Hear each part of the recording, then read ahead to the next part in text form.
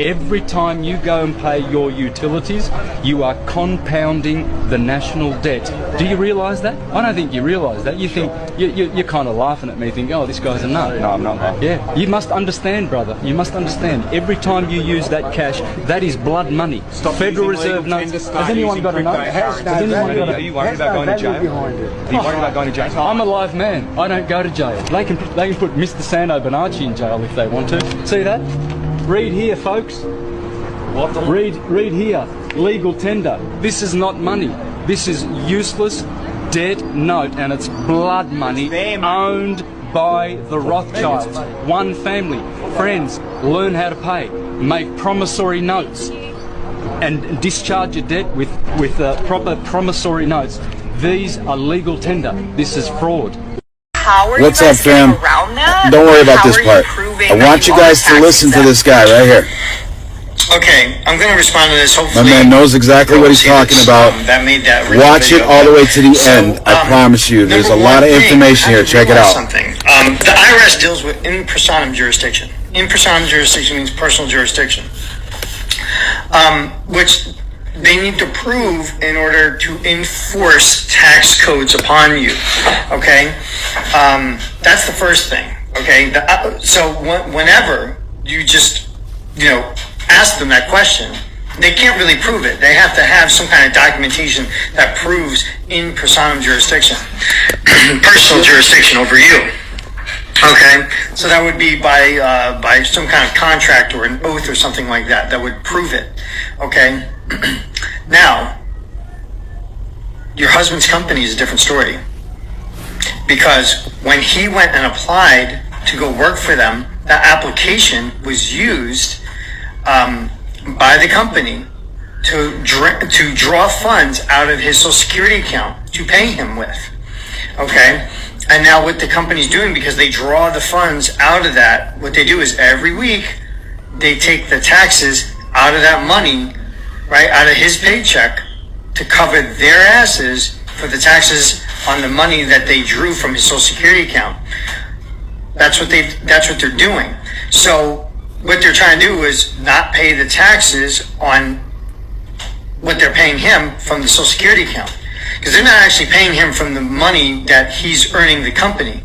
They're paying him, like what a lot of these big companies do is when you sign an application, they'll go and draw funds saying, all right, you're going to work for us until you're 75 years old. We're going to draw out that amount of funds from your Social Security account to cover the cost of you working for us until you're 75. That's the presumption that they operate off of. Okay? And then if you quit or get fired or whatever, they keep all that money because you didn't know that it was taken out of that account. You don't really have a record of what's going on with that account. It's not really your account. You're just a part of that account, okay? But you don't run it.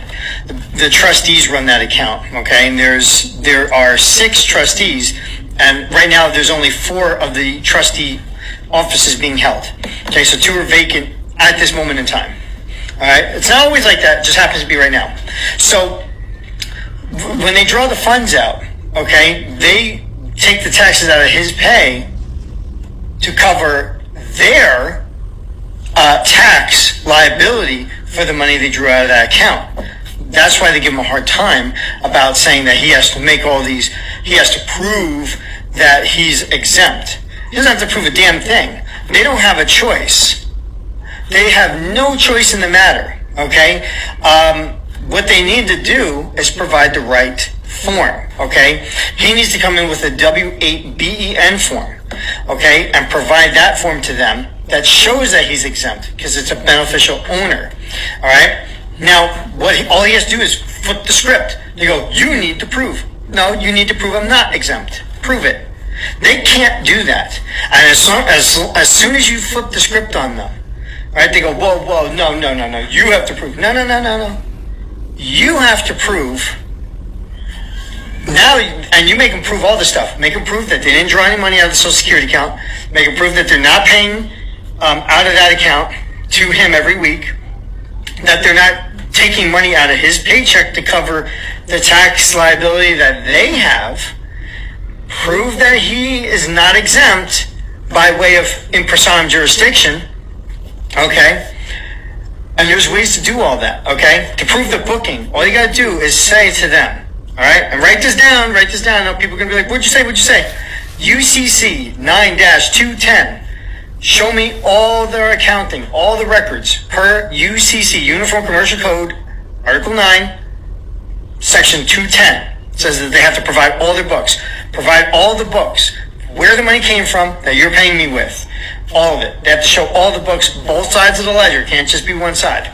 Okay? Next thing to do is prove to them that they're not breaking anti-discrimination laws. Say, please prove that you're not breaking anti-discrimination laws by rejecting the form, because you're giving them the wrong form.